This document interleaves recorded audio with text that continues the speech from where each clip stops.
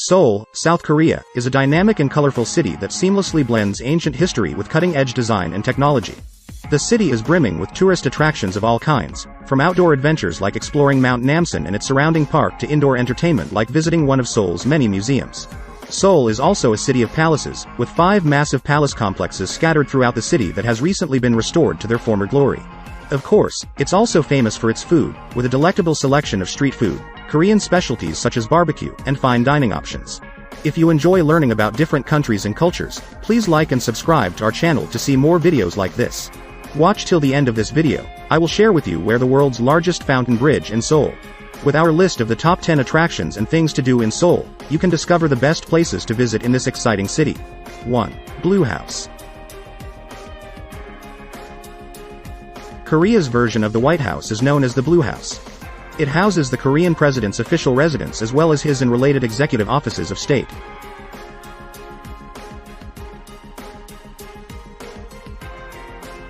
The Blue House isn't just one building. It's an entire campus of them, all built in the traditional Korean style and all with the distinctive blue tile roofs that give it its name.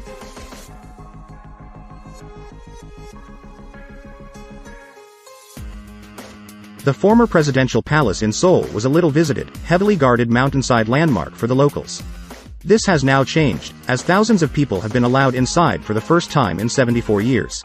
Tours last an hour, but participants must apply and schedule their tour online in advance. The tour takes you through many parts of the palace complex, including meeting rooms, reception rooms, and the Korean Rose Garden, where the Korean president holds press conferences. 2. Gwanghwamun Gate. Gwanghwamun Gate is the main entrance to Gyeongbokgung Palace, making it the largest and most imposing of the 4 gates. It has 3 grand arched gates, with the center gate reserved for the king, and the crown prince and other royal officials using the other 2 smaller arches. The main gate is home to the changing of the guard ceremony, performed since 1469, which takes place daily, except Tuesdays, at 10 a.m. and 2 p.m. The gate has been renovated and rebuilt numerous times, most recently in 2010, when it was returned to its original location and rebuilt with native materials using traditional tools and building techniques. The gate is located in front of the vast Gwanghwamun Square, which is home to frequent political demonstrations, a large subway station, a massive fountain, and some massive statues of Joseon-era leaders. 3. Seoul Tower. The Seoul Tower, also known as Namsan Tower or Seoul Tower and officially the YTN Seoul Tower, is a communication and observation tower located on Nam Mountain in central Seoul, South Korea. This communications and observation tower, which rises nearly 500 meters above the city, offers spectacular views of the city from its perch on the side of Mount Namsan. A cable car transports you up the mountainside to the base of the tower. From here, you can ascend the tower to any of 4 observation decks, one of which houses a rotating restaurant. The Seoul Tower offers 5 different dining options, as well as several gift shops. On the top floor, the Grill is regarded as one of Seoul's best French fine dining establishments. Visit the new Inside Seoul Immersive Media Art Exhibition, where 40 laser projectors create a 5-dimensional virtual display of the city. The views from the tower are spectacular, but so are the views from most other parts of the city. With changing themed lighting presentations, computer-controlled LED lighting on the tower's exterior provides a digital, visual cultural experience of Seoul. 4. Lotte World Tower. The Lotte World Tower skyscraper is one of Seoul's newest attractions. It is the tallest building in South Korea, standing 500 meters above ground and currently ranking 5th in the world. The vase-like form with gentle curves is meant to resemble traditional Korean ceramic pieces. On the 117th, 123rd floors, there are several indoor and outdoor observation areas, called Seoul Sky. The views are breathtaking both during the day and at night, and you can see all the way around the city. The sky deck on the 118th floor has the world's highest glass floor. Like magic, the floor changes from opaque to clear, terrifying unsuspecting visitors. Even the journey to the top is enjoyable, as it is accomplished via superfast, double-decker elevators with windows on one side and LED screens on the other 3 and on the ceiling. Offices, luxury residences, and the SIGNIEL Seoul Luxury Hotel are housed within the tower. In addition, there is the Lotte World Aquarium, the Lotte Museum of Art, and a massive shopping mall. The Lotte Concert Hall and the Lotte Cinema, a state-of-the-art 21-screen movie plex with the world's largest movie screen, are located in the tower. 5. Bukchon Hanok Traditional Village. A visit to the Bukchon Hanok Village is a fun and educational way to spend an afternoon learning about traditional Korean culture and architecture. This preserved district of several ancient neighborhoods provides insight into what life was like in Korea 600 years ago.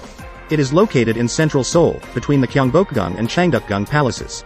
Hanoks, are traditional Korean houses, can be found in the neighborhoods with narrow streets. It's a one-of-a-kind location because it's a historic district that's popular with tourists, but it's also a real neighborhood because the houses are all occupied.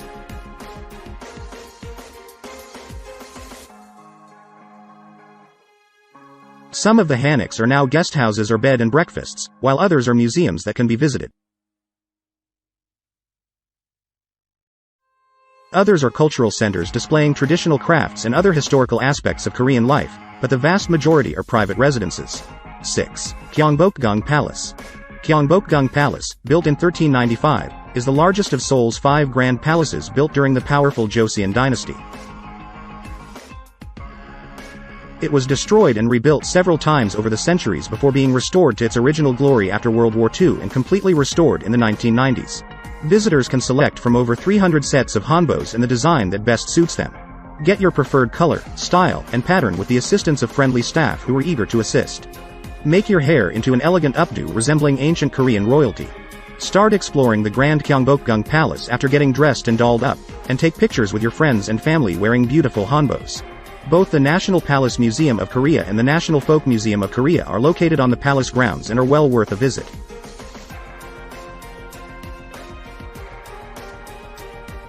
The Palace Museum is especially interesting because it displays items from the Joseon dynasty's palaces. This includes priceless antiques and artwork, as well as everyday cooking, cleaning, and living necessities.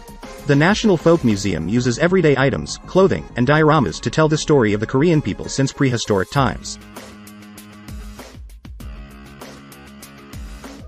7. Bukhansan National Park. Bukhansan Mountain is surrounded by urban areas and stretches along Seoul's northern outskirts. Bukhansan means north of the Han River. This famous river runs through the heart of Seoul and is a major landmark. Every year, over 5 million people visit Bukhansan National Park, which is an outdoor playground. Gyeongbokgung is an ancient temple complex located in the strikingly beautiful landscape of the Bukhansan National Park. It offers many opportunities to experience and learn about Buddhism and temple life. The traditional buildings are surrounded by miles of hiking trails that wind through the mountains. You can come here just to hike. The temple has a variety of public programs and grows the majority of its own food, even fermenting its own kimchi. There is a temple stay program that includes an overnight visit, as well as cultural and learning opportunities. They also provide culinary experiences such as a traditional vegetarian temple meal eaten by monks. Gyeongbokgung, located on the city's far west side, is one of Seoul's 4 major temples, having been built around 1000 BC. 8. Dongdaemun Design Plaza. The DDP, as its initials suggest, is a very cool design center in Seoul's Dongdaemun neighborhood. Dongdaemun, Seoul's fashion district, is also known for its shopping. The area is densely packed with department stores and discount clothing and houseware stores. The silver, orb-like flowing DDP building appears to be from outer space. It was designed by the late Iraqi British architect Zaha Hadid, who is regarded as one of the modern era's great female architects. The ruins of the ancient city fortress preserved just outside the front entrance of the design center are perhaps Seoul's ultimate contrast. There are showrooms, workspaces, offices, and design studios throughout the complex. There's also what has to be Seoul's coolest shop, with small craft vendors selling all kinds of interesting items showcasing contemporary design and handcrafted items made locally. It's a great place to find one-of-a-kind gifts. The design center comes alive at night, with the highlight being 25,550 white LED roses that light up. The DDP is one of Seoul's best Instagram spots thanks to its silver-colored, modern, curving building and rows of artificial flowers. After your visit, head across the street to Shake Shack, one of Seoul's most popular new dining spots, for a burger and crinkle-cut fries. It's in the Duda shopping mall, across from the DDP. 9. Seoul Museum of Art.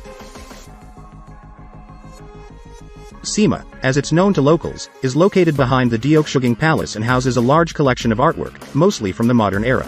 The art museum focuses on Korean art and artists, but it also includes a good selection of international works and creators.